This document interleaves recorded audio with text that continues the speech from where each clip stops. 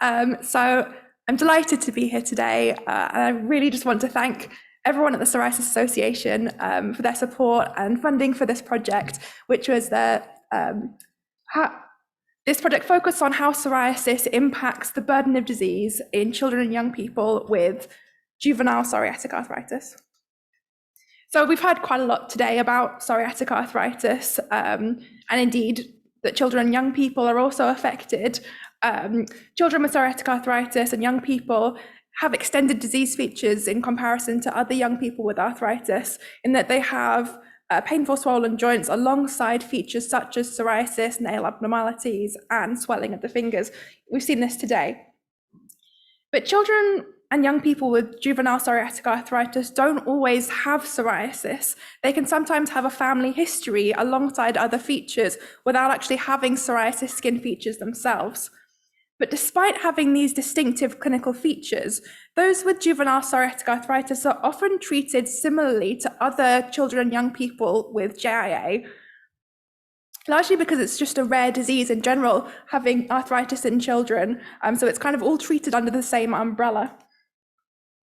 So it really remains unknown whether the unique features of juvenile psoriatic arthritis impact on patient-reported outcomes and clinical outcomes to the extent that we need a more personalized or stratified treatment approach for these young people. And indeed, within those young people with psoriatic arthritis, it's currently unknown how the presence or absence of psoriasis affects these outcomes. And therefore, when we see a young person come into the clinic with psoriasis alongside their arthritis, do we need to target those initially with different kinds of drug treatment and indeed non-drug treatments? So the cohort for this study is the largest inception cohort. That is the cohort where children are recruited at the point of diagnosis.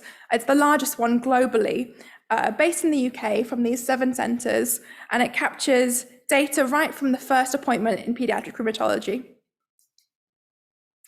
These are some characteristics of the cohort. As with much inflammatory arthritis, the majority are female, and they took around 5 to 6 months between the onset of symptoms to actually reaching paediatric rheumatology.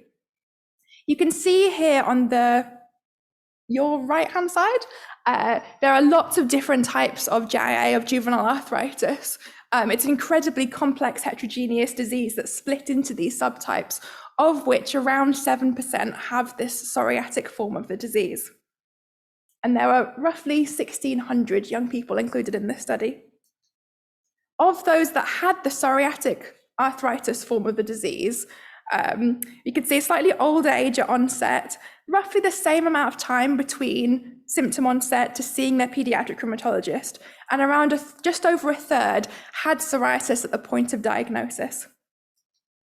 So the first research question as part of this project was, are there differences in patient-reported outcomes between children who have psoriatic arthritis and children with other forms of arthritis, and then children who have or do not have psoriasis within that subtype of children?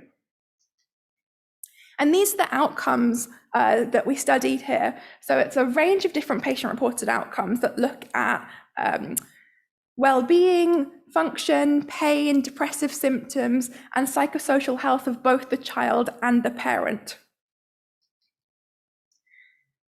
This slide basically describes the comparisons that were done, just to say that we looked a kind of stepped back view at how psoriasis would affect these outcomes, but we also took into account other features of their disease. Like, even if you hold the number of swollen joints they have steady, does psoriasis still affect these patient-reported outcomes?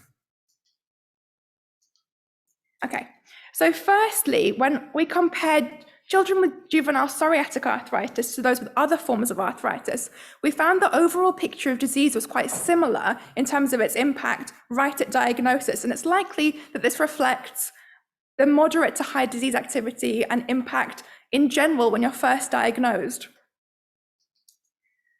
However, this shows differences in those that had psoriasis versus no psoriasis. So in this plot here, each point represents a different outcome. So you can see parent global, that's well-being, then function, pain, and the last 3 are health-related quality of life of the child, the parent, and then depressive symptoms. The grey dotted line across the middle represents a line of no significance. And if the sort of whiskers that you see cross that line, we found no significant difference between children with and without psoriasis. So you can see at the point of diagnosis, there was roughly similar outcomes in terms of well-being, in terms of function, in terms of pain between children with and without psoriasis. However, we found significantly more depressive symptoms in children that had psoriasis at the point of diagnosis. So from this part of the study, we saw the burden of disease is really quite high at the point of diagnosis, whether or not you have this juvenile psoriatic disease or another form of arthritis. However, within those children with juvenile psoriatic arthritis, those that have psoriasis have significantly worse mood. And this really shows that we need to firstly tackle the psoriasis alongside the arthritis with increased priority, but also that we may need further interventions in terms of non-drug treatments like, say, psychological care right at the point of diagnosis. The second research question for this project is if there are different clinical outcomes between these groups that I've previously described.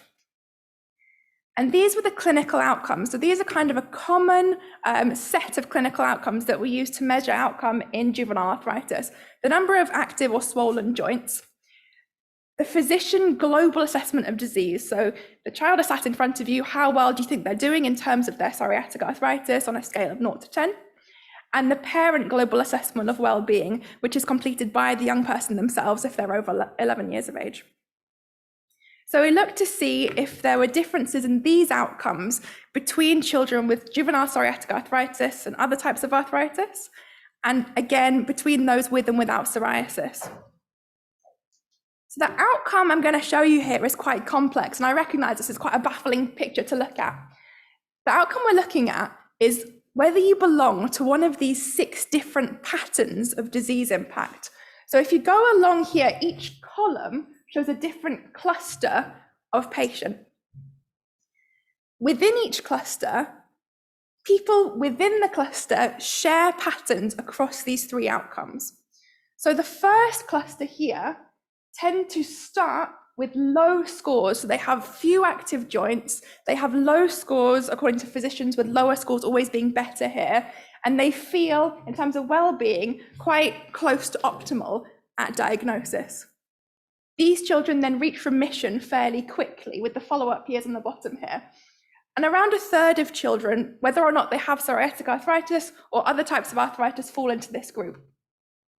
The next group along, we call low-low. It's a group of children that have low, again, fairly low severity disease at diagnosis that nearly reaches remission but grumbles along at a low pace.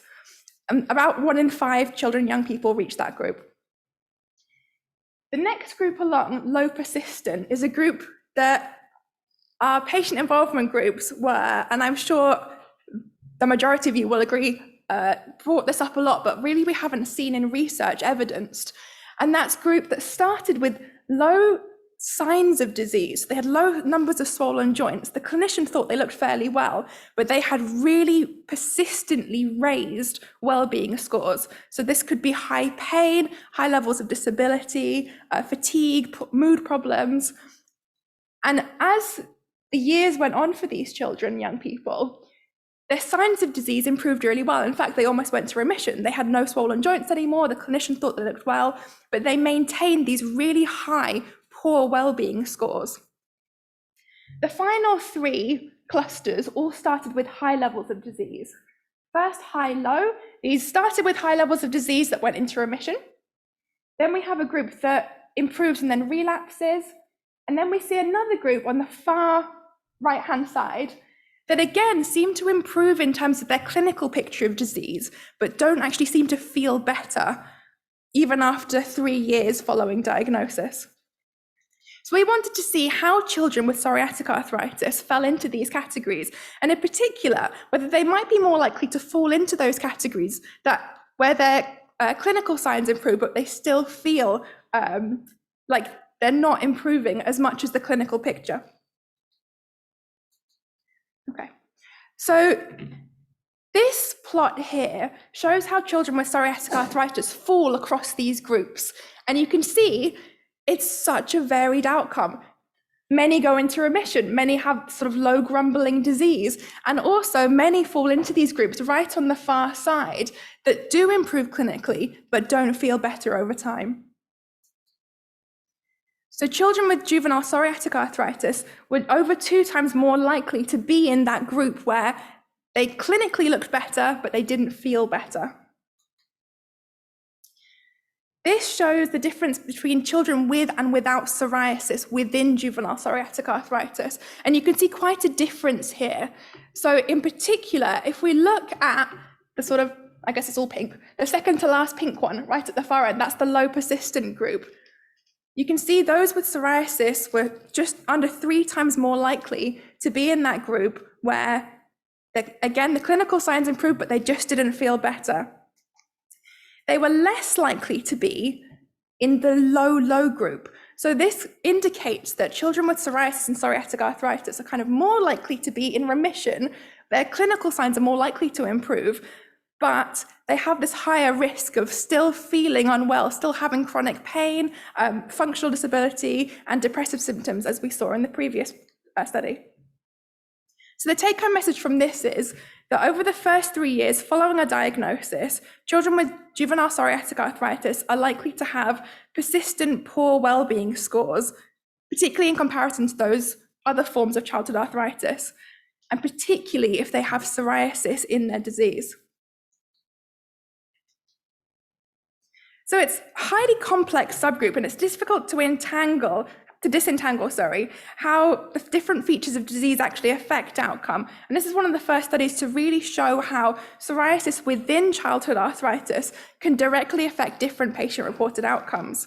So those with psoriasis not only have worse mood at diagnosis, but they also are more likely to have worse mood and other symptoms in the following years, which really highlights a currently unmet need for really targeting these children and young people at an early point in disease with treatments that target both their psoriasis and their arthritis, and with allied healthcare that can effectively target their mood and pain at a much earlier stage. And this work was presented recently at EULAR at the International Rheumatology Conference. There were about 18,000 delegates there, so it's an absolutely fabulous showing. And this is my student, Jasmine, who did much of this work here, presenting at Newcastle as well. So this research prompts a lot of more research into this field, such as, are there different combinations of psoriatic arthritis that could impact disease? So is it a combination of scalp problems and skin problems and joints in specific places that actually impacts disease? And can we target treatments to those different clusters of people? Are there causal pathways that work between these clusters and patient-reported outcomes? Do we need different disease-modifying drugs to be given? We've got so many different drugs available now for juvenile psoriatic arthritis. And as we saw in an earlier talk, there's no real head-to-head trials of these. And we also need to know whether there's an overlap between psoriatic arthritis that appears in childhood versus adulthood. They're classified quite differently now. As we've seen earlier, you need to have psoriasis to be classified as psoriatic arthritis in adulthood. So can we harmonize the treatment process across the life course? And I'm delighted to say that this pilot work that we've done with the Psoriasis Association has led to a £1 million Career Development Fellowship Award titled Unlock PSA, Stratifying the Impact of Psoriatic Arthritis in Children and Adults, which will address those questions that I've just shown you in the slide before. And that's running over the next 5 years, starting in September. I'd like to thank all of these very lovely people, most importantly, the young people and families, and of course, the Psoriasis Association. Thank you.